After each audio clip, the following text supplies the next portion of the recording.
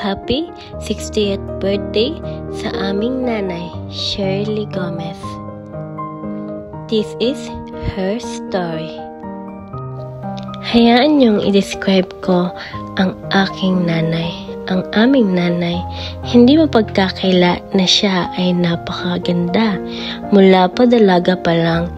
Kaya naman, nang dahil sa kanyang kagandahan, na in love si Papa, si Mark Gomez. Kinasal sila at nagkaroon ng 4 na anak.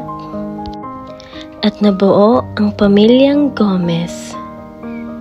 Ang buhay noon ay napakasaya, apakasimple. Ang aming nanay ay napakamasayahing tao. Mabait, mapagmahal, maalaga, masipag, palakaibigan, at binuhay kami ng maayos. Apakasipag ng aking nanay. Kaya naman, kahit mahirap ang buhay, sila ni Papa ay nagsumikap para makaaral kami at makakain ng maayos. Ang aming nanay ay isang businesswoman. Halos lahat ng business sinubukan niya. At alam niyo ba kung ano-ano ang mga sinubukan niyang business? Siyempre, hindi mawawala ang fishbowlan at kikiam, kwek-kwek. At siyempre, mayroon din bukuhan. At nag-ice candy at suman din yan. Tapos inihaw at nag-junk siya pa sila ni Papa. Nag-abon din yan, nagbibingka. At siyempre, ang banana cue at kamote cue na natutunan ko. At di mawawala ang grocery at ang mani ni nanay na ngayon at may tubigan pa siya ngayon.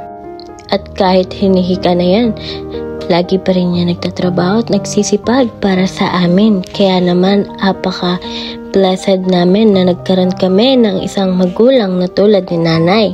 At bukod sa pagiging mabuting magulang, siya rin ay naging mabuting anak at kapatid sa kanyang mga kapatid. At naging mabuti siya isang kaibigan at kapitbahay at mabuting naglilingkod sa ating Panginoon. At syempre, ang pinagmanahan namin ng talento is si nanay. Sumasayaw, umaacting, kumakanta, model. Tunay nga na napakabuti ni Lord sa kanyang buhay dahil sa kabila ng lahat, hindi pinabayaan ni God ang aming nanay at ang buhay namin. Nanay, gusto ko lang malaman mo na mahal ka namin magkakapatid.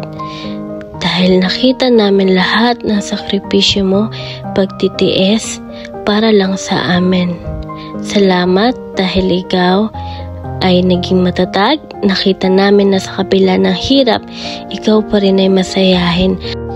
Kaya ang prayer po namin para sa iyo is matuloy kang maging masaya at maging healthy dahil marami kaming nagmamahal sa iyo.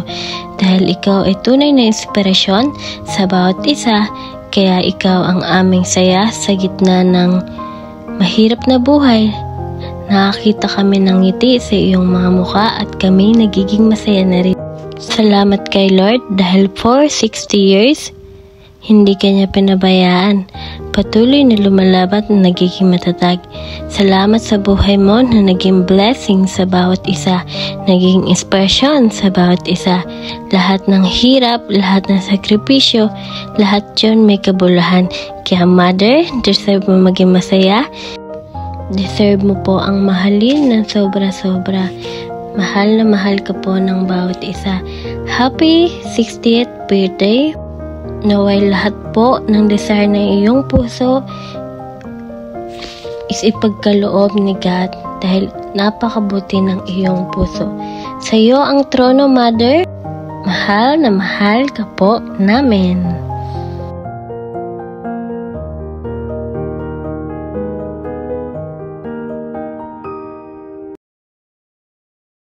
At syempre, dahil birthday ni nanay, tayo mag-party!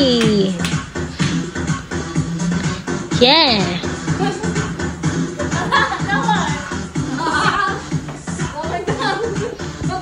Syempre, hindi pa patalo si nanay! Galing ah! Kuya!